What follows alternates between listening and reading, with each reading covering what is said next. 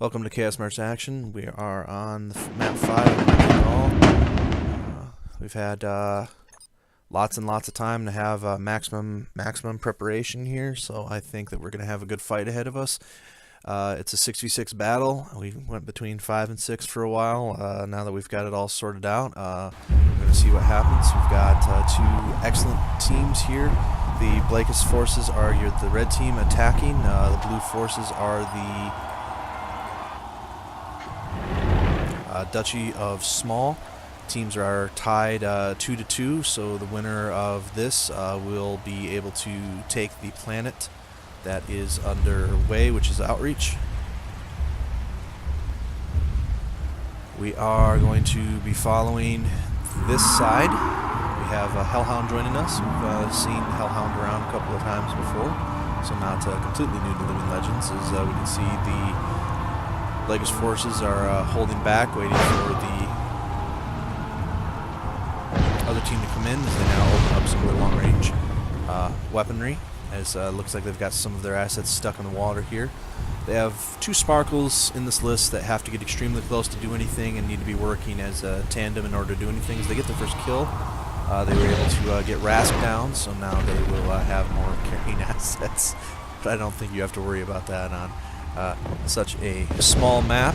Thank you for joining us here. You are watching the Chaos March Network, as the two teams have been trading favorably. It's just that Rask got caught in the crossfire of four other big nasty things over there, as we have some outstanding mech action. We can see the Blakists forces are moving on the Duchy forces there off to the right. They are regrouping the Duchy forces together for the most part. They are trying to force a close-range battle. They are trying to get wanted to fight in the water so that their energy weapons would have a good basis.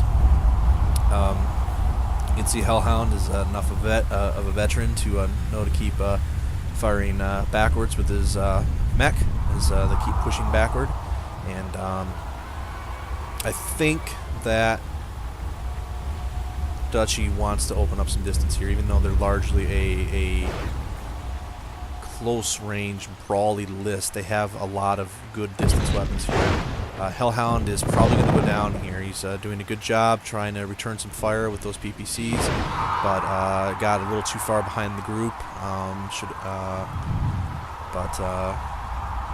It's alright, so the two teams are even up now at 5 assets apiece as they move up their long range. I guess they are a bit of a long range asset list. Narc and 6 extended range beam lasers and a Gauss for the Mechwarrior. Bob's got some long range weaponry there. You can see that Kentax and Marius are trying to scout to provide the information. Burners in a Rio C with ATMs, so they are a distance list after all, and they are trying to get the Blakist forces at a distance. And Marius is trying to provide scouting information, treating his harasser kind of like his battle armor infantry play. We are in a match right now that's going to be hard to tell who is going to be the victor, because the spacing for such a small map right now is almost unheard of on a map as this. Don't quote me. Tell me if I'm wrong in the chat, but I think those harassers have GECM, which if they are, they're excellent scouts here. And by keeping themselves fresh, they are going to be able to contribute later on in the battle to do some damage. The two teams have the same number of carrying assets. I don't think that we're going to be seeing another 26 minutes of battle, but stranger things have happened in this event, as the Duchy forces are now moving way out, trying to get some distance firepower without pushing up too hard. Burner trying to get locked with those ATMs. ATM 18, he takes a PPC shot, gets off a full volley of the ATMs, which is pretty good. Bob getting some good PPC shots. So they're trading well with damage right now. As you see far off in the distance, Philex moving up on Marius. Marius trying to get away. The harassers work best in tandem, but he was able to get away before taking too much damage. as we move in and see just the patience that Invictus and Kentax, as the leaders of this faction, are displaying. They are doing a hell of a job with their defenses of their planets, as in a 5-battle turn they have 3 of their planets under attack, so they are under a lot of pressure. Their faction is in this turn being shot off on both sides. So Bob in the crossfires and a lot of nasty stuff, so he's trying to get away with his Mancat A with UX-10s, taking a pretty good beating with those LRMs right now. The harassers trying to get in the backfield to attack. Long-range assets trying to get back. Warlord Kentax just trying to stay down in the valley there. Marius still alone somewhere out there.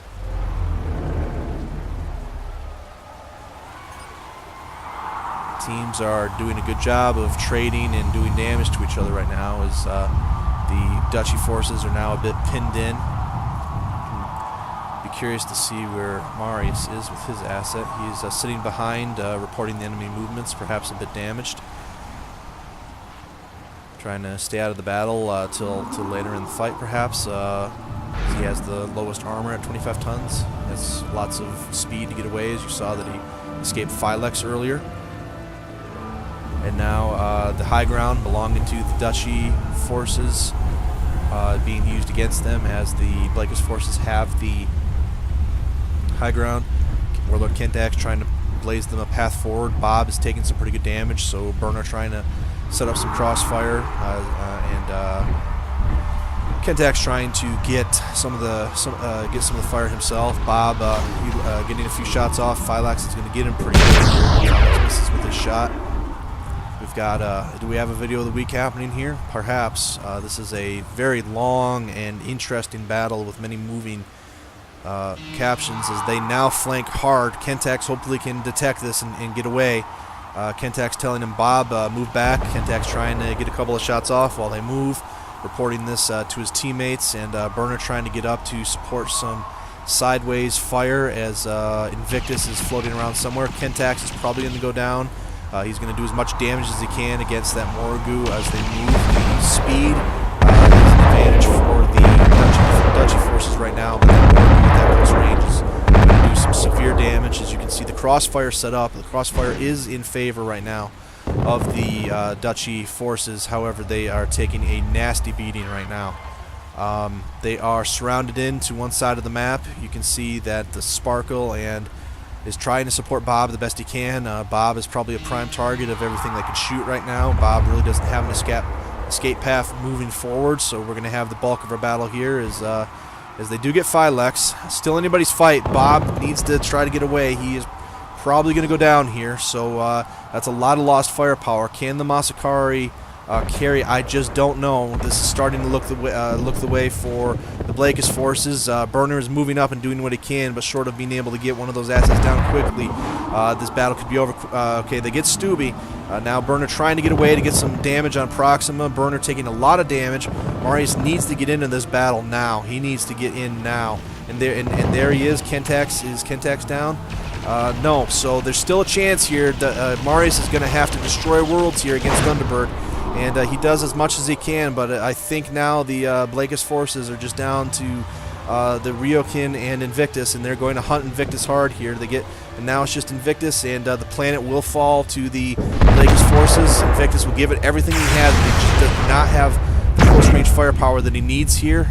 They're just going to send Django in, and now Proxima will shoot the back, unless he's able to get Django.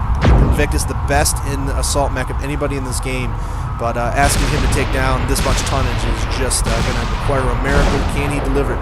He cannot take much more damage. He's trying to get away. He needs an Alpha Strike into Proxima right now and hope that Alpha Strike destroys Proxima. Otherwise, this fight is over. He is going to give it everything he has, but I just don't know. And Thunderbird coming across is probably over.